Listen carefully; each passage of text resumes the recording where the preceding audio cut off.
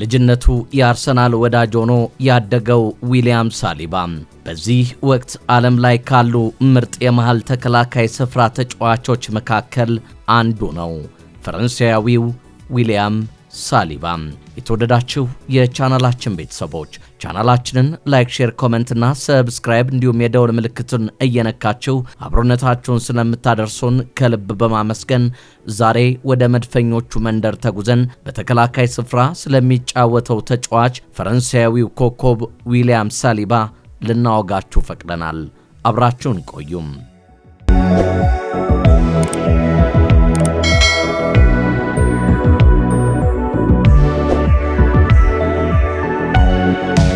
ከልጅነቱ የአርሰናል ወዳጅ ሆኖ ያደገው ዊሊያም ሳሊባ በዚህ ወቅት ዓለም ላይ ካሉ ምርጥ የመሃል ተከላካይ ስፍራ ተጫዋቾች መካከል አንዱ ነው። ፈረንሳዊው ዊሊያም ሳሊባ መካከለኛ የኑሮ ደረጃ ካላቸው ቤተሰቦች የተወለደው ሳሊባ እንደ ማንኛውም ታዳጊ በፓሪስ በምትገኝ ቦንዲ መንደር ውስጥ መንገድ ላይ ኳስ እየተጫወተ ነው እድገቱን ያሳደገው። በሳሊባ የእግር ኳስ ሕይወት ላይ ትልቅ ለውጥ ያመጣው የኪሊያን ምባፔ አባት ዊልፍሬድ ምባፔ ናቸው።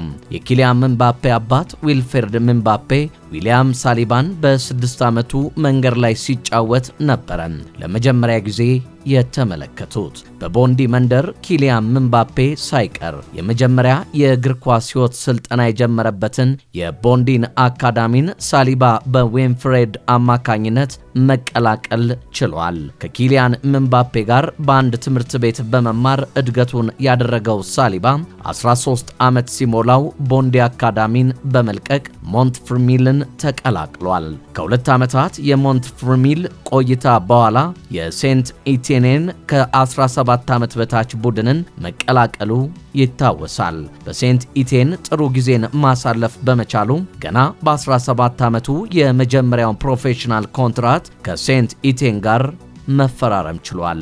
ዊሊያም ሳሊባ በመጀመሪያ ዓመት የሴንት ኢቲን ቆይታው የመድፈኞቹንና የቶትናምን ትኩረት የሳበው ሳሊባ በ27 ሚሊዮን ፓውንድ አርሰናልን መቀላቀል ችሏል። ሳሊባ ፊርማውን ለአርሰናል ቢያኖርም ለአንድ የውድድር ዓመት በውሰት ውል በዚያው በሴንት ኢቲን ሳይታመንበት በመድፈኞቹ መቆየቱ አይዘነጋም።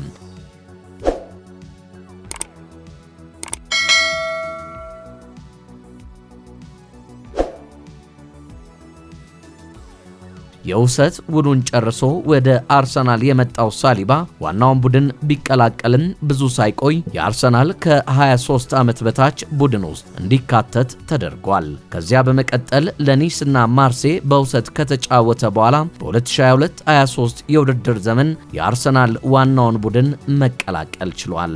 ለአርሰናል ፊርማውን ባኖረበት በትንሽ ጊዜያቶች ልዩነት አባትና እናቱን በሞት ያጣው ሳሊባ ጥሩ ሕይወት ለማሳለፍ ዓመታትን መጠበቅ የግድ ሆኖበት ነበረ።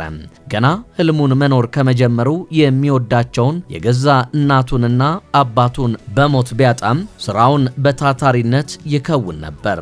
ሳሊባ የውሰት ውሉን አጠናቆ ወደ አርሰናል በመመለስ ለዋናው ቡድን የመጀመሪያ ጨዋታውን በ2022 የውድድር ዘመን በፕሪሚየር ሊጉ ማድረግ ችሏል። በሚካኤል አርቴታ ስር ድንቅ ብቃትን እያሳየ የሚገኘው ሳሊባ የዘንድሮውን ጨምሮ ባለፉት ዓመታት አርሰናል የዋንጫ ተፎካካሪ እንዲሆን ትልቁን አስተዋጽኦ ማበርከቱ አይዘነጋም። በምባፔ አባት ምክርና የእግር ኳስ እርዳታ ያደገው ሳሊባ አሁን በትራንስፈር ማርኬት መሰረት በዚህ ወቅት 90 ሚሊዮን ዩሮ ዋጋ የሚያወጣ ተጫዋች ለመሆን ችሏል። በዚህም ዊሊያም ሳሊባ ዓለም ላይ ካሉ ውድ የመሃል ተከላካዮች መካከል ቀዳሚው ያደርገዋል።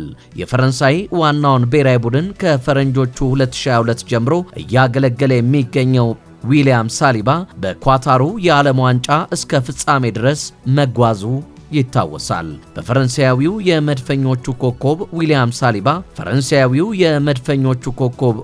ሳሊባ በፈረንጆቹ 2001 የውድድር ዘመን በዛሬው ዕለት ነው የተወለደው።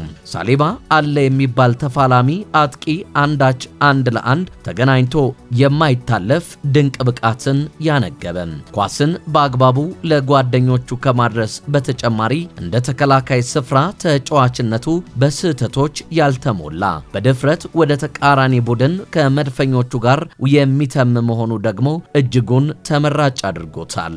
አርሰናል አስፈሪ የኋላ የተከላካይ ስፍራ እንዲይዝ ካስቻሉት መካከል በቀዳሚነት ዊሊያም ሳሊባ ከጋብሪኤል ማጋሌሽ ጋር ስሙን ማስጠበቅ ችሏል። ቀይ ካርድ በ2026 አንድም ጊዜ ተመልክቶ የማያውቀው አስገራሚ ቆራጥ ተከላካይ የሆነው የማይፈራ የማይንበረከክ እያሉ በርካቶች ስሙን እያሞካሹት ይገኛሉ።